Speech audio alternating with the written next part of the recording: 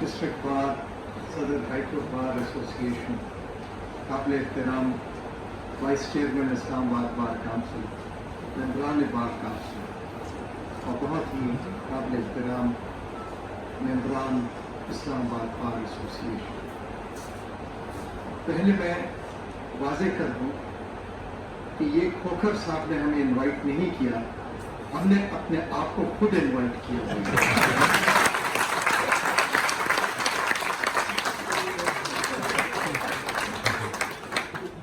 और उसकी एक वजह है कि जस्टिस आमिर फारूक साहब ने बिल्कुल दुरुस्त कहा कि बार और बेंच एक, लेकिन वो किस मकसद के लिए एक, और उनका मकसद क्या होना चाहिए। आज बहैसियत अदलिया हमारे ऊपर बहुत बड़ी जिम्मेदारी है। हम बहैसियत अदलिया और आप बहैसियत बार, आपके सामने बहुत सारे चैलेंजेस हैं। हम शायद ये उससे भी बड़े चैलेंजेस हैं। जो चैलेंज आपके सामने 2007 में आईन और कानून की बालादस्ती के लिए, और इस बार ने तमाम बारों को लीड किया था उस तहरीक में जो एक कमिटमेंट के लिए थी, किसी शख्स के लिए नहीं थी, किसी जज साहब के लिए नहीं थी।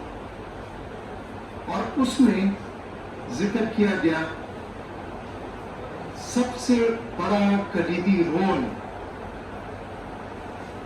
वो नौजवान वकला का, उनकी आइडियलिज्म का।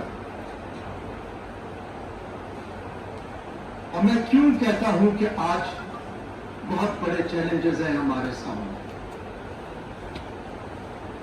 हमारे इदारे का जो स्टेक होल्डर है वो न जज है न वकील है, वो स्टेक होल्डर है जो इंसाफ का मुतलाशी है। और हमने अपने आप से पूछना है कि क्या वो स्टेक होल्डर मुतमईन है? अगर वो स्टेक होल्डर मुतमईन है तो मैं समझता हूं वो बार की सबसे बड़ी कामयाबी। इस इदारे की ताकत उसका कंटेम्प्ट नहीं है, इस इदारे की ताकत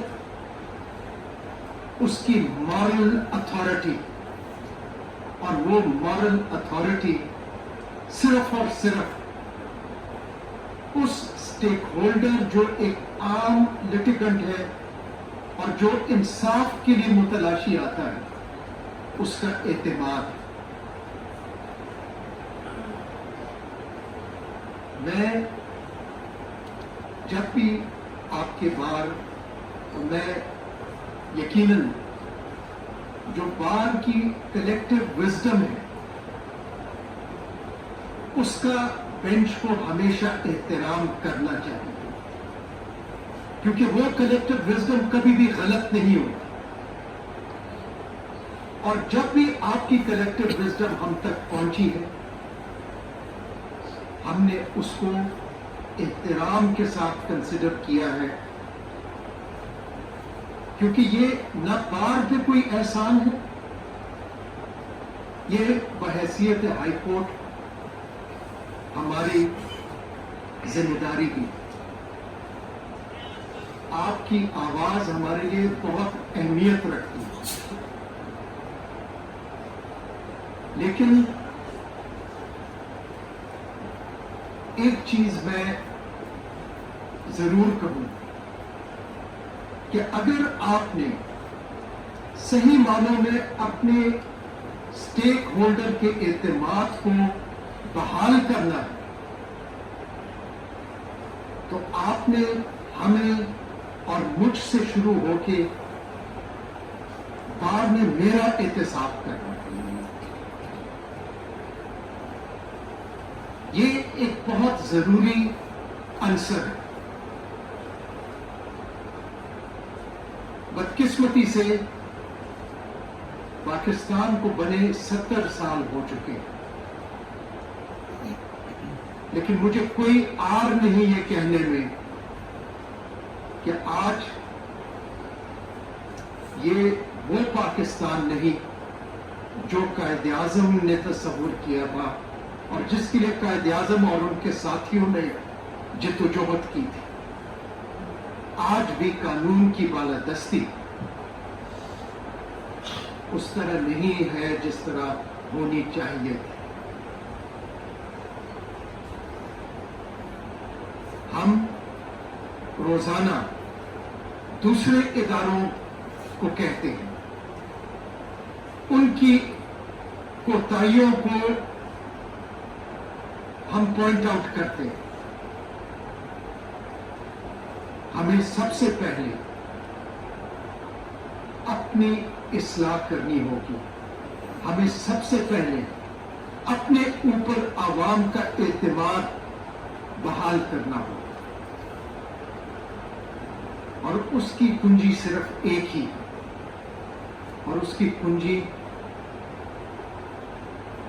आईन कानून की बालादस्ती में रखी हुई, और उसका एहतराम करना। लोगों ने इतना तक भी कहा कि आईन क्या चीज होती है, ये तो एक कागज का टुकड़ा है। वो कागज का टुकड़ा नहीं है, वो पाकिस्तान की सालमियत है, और वो वाहिद पाकिस्तान की मजबूती। और अगर आप अपने और हमारे कोड ऑफ कॉन्डक्ट को पढ़ें तो हम और ये बात इसलिए एक है कि उनकी जिम्मेदारी है अपने कोड ऑफ कॉन्डक्ट के तहत कि वो कानून की बालादस्ती को इंश्योर करें। ये और किसी भी प्रोफेशन में नहीं। आपके जो जायज मुतालबात हैं वो आपके मुतालबा होना ही नहीं चाहिए, लेकिन फिर भी जब आप हमारे नोटिस में लाते हैं उसमें जितनी हदुल वसा जो कानून के मुताबिक वो उसको हल करना वो हमारा फर्ज है। सदर साहब ने बात की कि इस्लामाबाद बार को और हाई कोर्ट बार को और इस्लामाबाद बार को नजरअंदाज नहीं करना चाहिए। अगर हम चाहते भी कि नजरअंदाज करें, आपके इस वक्त 2 नुमाइंदे हमारे साथ हैं जो हमें कभी भी ये करने नहीं देंगे। लेकिन जिस तरह आमिर साहब ने कहा, मुझे खुद ये बहुत बड़ा फख्र महसूस होता है कि इस बार में लायक वकला भी है, बाअसूल वकला भी है, और किसी भी बार से कम क्या उनसे बेहतर वकला भी। मेरी आपसे एक गुजारिश है,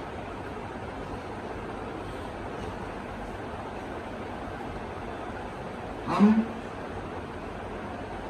और अगर आप बुरा ना मनाए, मैं एक बात कहना चाहता हूं,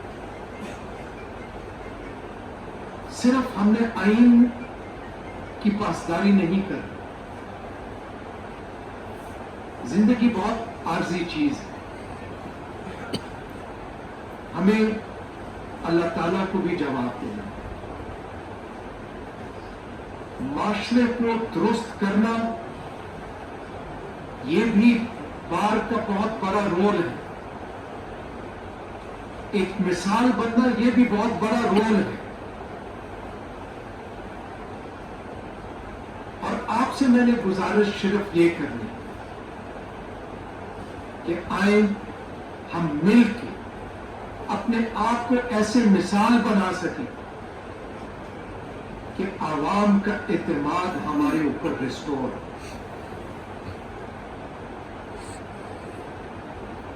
آخر میں جواب ہم نے صرف اور صرف اللہ کو دینا ہے, کسی اور شخص کو نہیں دینا. آپ کے مطالبات کے لیے ہم نہیں آئے کیونکہ آپ کے مطالبات ہمیں پہنچتے رہتے ہیں, اور جس طرح میں نے آپ کو کہا ان کا حل کرنا ہماری ذمہ داری ہے اور ہمارا فرض ہے, اور آپ کا یہ حق ہے کہ آپ اپنے مطالبات ہم تک پہنچاتے رہیں. آج بھی ایک میٹر میں دیکھیں, عدالتوں کے پاس نہ پرس ہوتا ہے اور نہ اس کے پاس تلوار ہوتی ہے.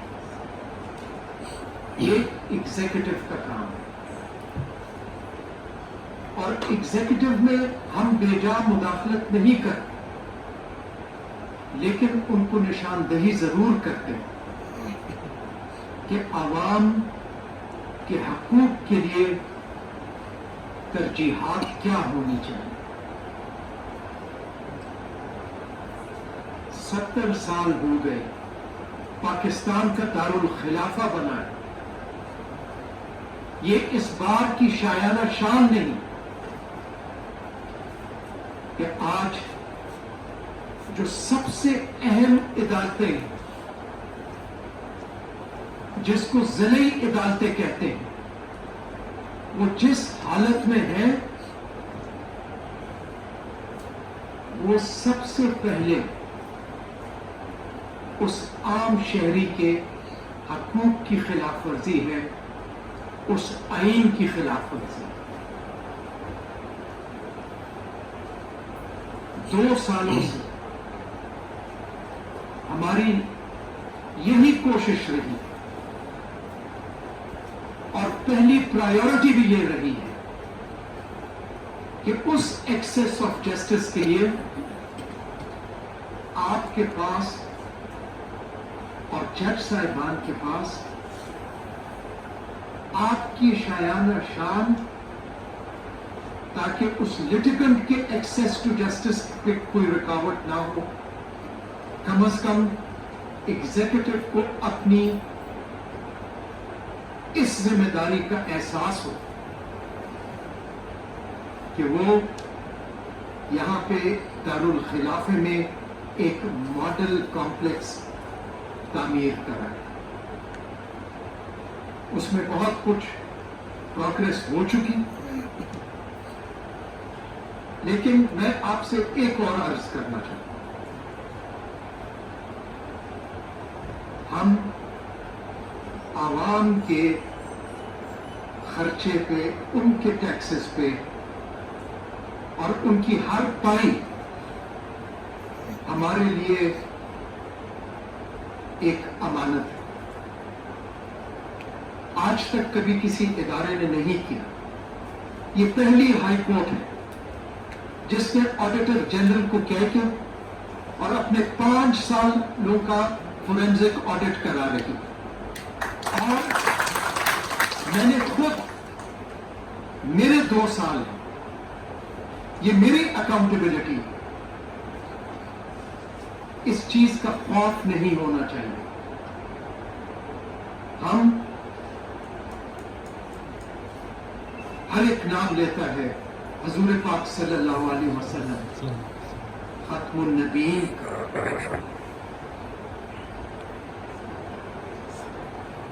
انہوں نے کس چیز کا درس دیا ہمیں؟ امانت. انہوں نے جو بھی درس دیا اس پہ کیا عمل ہے آج اس معاشرے میں؟ کیا ہم اللہ تعالیٰ کو یا حضور پاک صلی اللہ علیہ وسلم کو اپنی نیتیں ہم ان سے چھپا سکتے ہیں؟ اس لیے یہ بہت بڑی ذمہ داری ہے ہم سب. میں آپ سے بحیثیت بار میری آپ کو گزارش ہے کہ پہلے مجھ سے شروع کیجیے، لیکن ہمیں ضرور بتائیے گا کہ ہم میں کوتاہیاں کہاں ہیں. یہ بھی آپ کے فرائض میں، اور آئے ہم سب مل کے کم از کم جو اللہ تعالیٰ کا فرمان ہے، جو حضور پاک صلی اللہ علیہ وسلم کا حکم ہے، اس عام شہری کے لیے انصاف کے مواقع جو ہیں وہ ہم پیدا کریں.